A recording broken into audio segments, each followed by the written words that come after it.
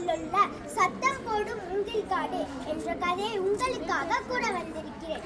மூங்கில் மலைக்காடு என்னும் ஒரு மலைப்பகுதியில் ஒரு கிராமம் இருந்தது. அது மூங்கில்களால் சூழப்பட்டுள்ள மலை என்பதால் அதற்கு மூங்கில் மலைக்காடு என்னும் பெயர் வந்தது. அந்த கிராமத்தில் 40 வீடுகள், 20 சிறுவர்கள் இருந்தனர். அங்கே இருக்கும் சற்று வளர்ந்த சிறுவர்கள் மூங்கில் காட்டிற்குள் சென்று விளையாட செல்வார்கள். பின்னால் சின்னஞ்சிறு சிறுவர்களும் செல்வார்கள். ஒரு நாள் இந்த சின்ன பசங்க நம்ம பின்னாலே வந்து நம்ம விளையாடுவதற்கு ரொம்ப தொந்தரவா உள்ளதுன்னு ஒரு பெரிய பையன் கூறினான். அதற்கு நாம் என்ன செய்வது? அவர்களை போக சொன்னாலும் அவர்கள் போக மாட்டார்கள். நாம் ஏதாவது ஒரு திட்டம் போடணும் என்று அனைவரும் சேர்ந்து ஒரு திட்டம் போட்டனர். மறுநாள் பெரிய பையன்கள் பின்னால் சின்னஞ்சிறு சிறுவர்கள் சென்றனர். அப்பொழுது ஒரு பெரிய பையன் கூறினான், இந்த காட்டிற்குள் வராதீர்கள், ஏனென்றால் இந்த காட்டிற்குள் ஒரு பேய் உள்ளது. அது பெரியவர்களை ஒன்றும் செய்யாது. ஆனால் சின்னஞ்சிறு குழந்தைகள் வந்தால் பஸ் பஸ் என்று சத்தமிட்டு அவர்களை தூக்கி கொண்டு போய்விடும். அதனால் எங்கள் பின்னால் யாரும் வராதீர்கள் என்று கூறினான். அதனை கேட்ட சிறுவர்கள் பயந்து கொண்டு ஒரே ஓட்டமாக ஓடினர். வீட்டுக்குள் சென்று கதவை மூடிக்கொண்டு கட்டிலின் அடியில் ஒளிந்து கொண்டனர்.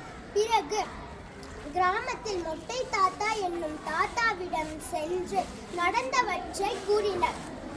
அந்த தாத்தா அவர்களை கூட்டிக் கொண்டு மூங்கில் காட்டிற்குள் சென்றார். அவர் அங்கு சற்று தூரம் சென்றதும் பஸ் பஸ் என்று சத்தம் கேட்டது. குழந்தைகள் அச்சத்துடன் தாத்தாவின் பின்னே ஒளிந்து கொண்டனர். பிறகு அப்போது தாத்தா சற்று பொறுங்கள் என்றார். சிறிது நேரம் கழித்து அங்கு இனிமையான ஓசை ஒன்று கேட்கத் தொடங்கியது.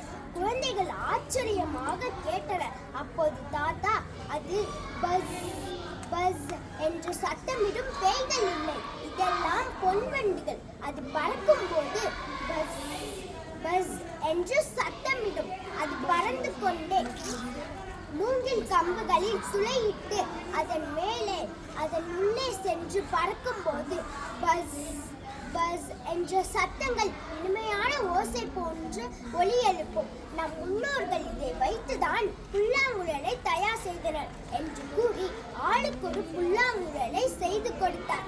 குழந்தைகள் அதை வைத்து மகிழ்ச்சியாக விளையாடினர். இதனால் வளர்ந்த சிறுவர்களுக்கும் தொந்தரவு இல்லை, சின்னஞ்சிறு சிறுவர்களுக்கும் பஸ் பஸ் என்ற அச்சமும் இல்லை. மூங்கில் மலைக்காடு முழுவதும் ஒரே புல்லாங்குழல் ஓசைதான். நன்றி, வணக்கம்.